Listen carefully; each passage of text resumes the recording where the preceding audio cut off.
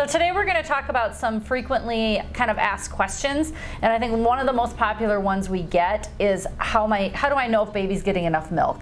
It's one of the most common reasons moms stop breastfeeding, because there's this perceived notion of babies not getting enough milk. So we're going to talk a little bit today about how you know that your baby is getting enough milk. Everybody's breast milk calorie count and fat content is very different. So if Lee's baby gets 2 ounces and my baby gets 2 ounces, my baby might be hungry in an hour or two because the calories aren't the same as what Lee's calories are. So it's very hard to compare mother to mother because we're all so different. And remember, we're all mammals. We all make breast milk for our own offspring. So I think you have to trust your body and what you're producing and know that whatever amount your baby's getting is good for them at that time. So that leads me into another thing. We oftentimes at Breastfeeding Support Group do weighted feeds, and that's a very easy way for people to see what they're actually transferring. Again, we can't count the calories of your milk, we can't do the fat content of your milk, but at least you can see on a scale, because we're not born with ounce markers on our breasts. So the only way to know what your baby's transferring in the early days is kind of to do weighted feeds, and we do that a lot at Breastfeeding Support Group, so that can be helpful as well.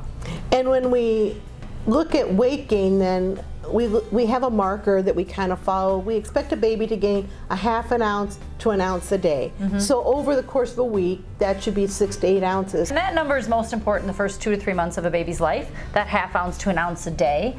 It slows down after that. Once babies hit about 3 to 4 months of age, they don't gain as much, but they gain in other ways. They'll gain in growth, they'll gain in head circumference, and all of that is gain. Those are all good steps that baby takes. And I tell parents a lot, you know, when you look at growth curves, we base it really on bottle-fed kids, and bottle-fed kids kind of grow in that big curve, where a breastfed baby will grow more in stepping stones. They kind of grow, they plateau, they grow, they plateau, and that's normal for a breastfed baby. A good rule of thumb is just how many pees and poops is my baby having?